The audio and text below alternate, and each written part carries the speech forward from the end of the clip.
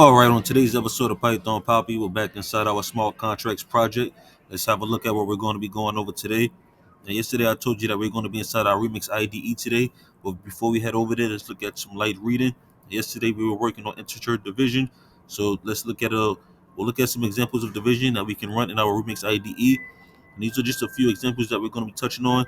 This is not how we're going to run it. We're going to actually run it like this in a remix. And these are some examples we're going to be looking at. So we see here we have 4 divided by 2. Of course, it's going to give us back 2. We have 6 divided by 3, which of course is going to give us back 2. And then you see here we have a 7 divided by 2 is going to equal 2. It removes all decimals, meaning that we're only going to have precise numbers. We're not going to have any float numbers or decimal numbers. So it's not going to be 2 point anything or 3 point anything or 1 point anything or any points. It's going to only deal with precise numbers. So let's over to our remix so I can show you exactly what we're working on. Let's get that pulled up.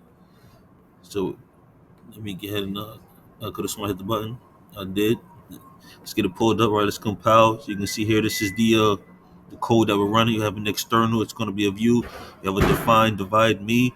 Number is going to be an unsigned integer, and we're going to return an unsigned integer. We're going to do return number divided by 3. So what that is saying is we're going to, whatever number we enter here, we want to return that number divided by 3. So we have it compiled already. Let's deploy contract. Let's get and open the file now that it's deployed. Open it here, and then you should be able to see that we have a space here that we can actually enter a number. So let's do something simple first. Let's do 3, which is going to be 3 divided by 3 should be 1, as you see.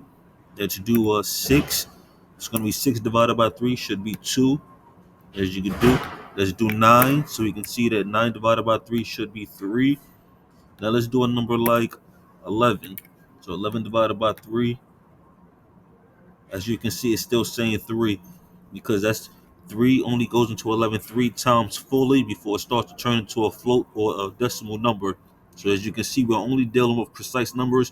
We're not dealing with any decimals inside of our integer division. So that's how we want to keep it when we build our small contracts. We want to deal with absolutes.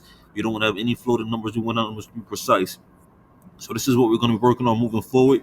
And of course, I will keep you posted every step of the way. Tomorrow, we'll be back inside our remix, not our remix, but our VS Code, picking up a more light reading.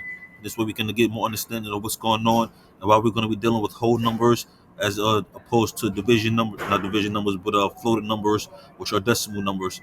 But again, like I said, I will keep you posted every step of the way as we move forward.